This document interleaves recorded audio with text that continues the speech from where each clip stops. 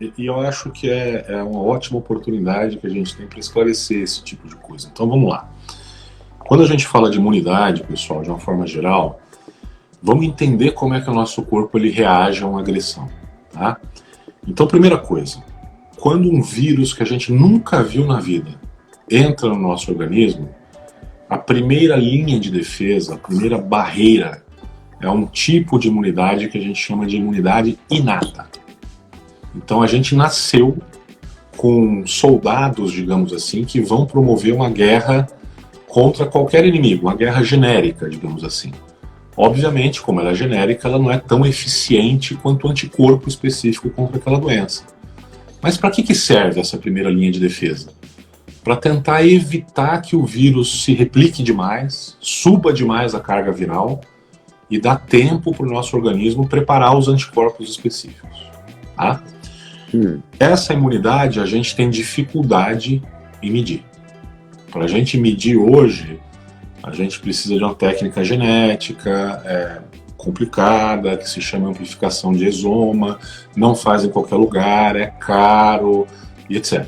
Então esse é um ponto. A gente não consegue, com esses exames aí que você falou de 35%, de 20%, avaliar a nossa imunidade inata. Ponto. Tá bom, a gente foi infectado, o vírus passou essa primeira linha de defesa. A gente tem uma espécie de patrulheiro no nosso corpo, que são as células de defesa tipo natural killer, ou seja, assassinos naturais, que são realmente como se fosse a patrulha aí da polícia, que está percorrendo a rua mesmo sem estar acontecendo nada. Por quê? Se ele olha ali pela janela da viatura e vê um cara meio esquisito, ele fala, encosta aí, mão na parede, vai, isso aqui, não é? A gente tem isso no nosso corpo também. E aí o que a polícia faz? Ela pega, olha o cara, pega o documento, vai lá na viatura, vê se tem algum mandado de prisão contra aquele cara, vê se ele tem antecedente criminal, não é isso?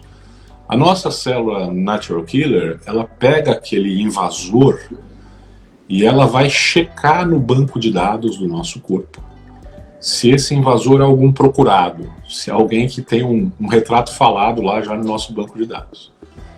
Se ele for, além dela matá-lo, ela aciona aí toda a produção da linhagem de anticorpos específicos contra aquele agressor. E a isto se dá o nome de imunidade celular.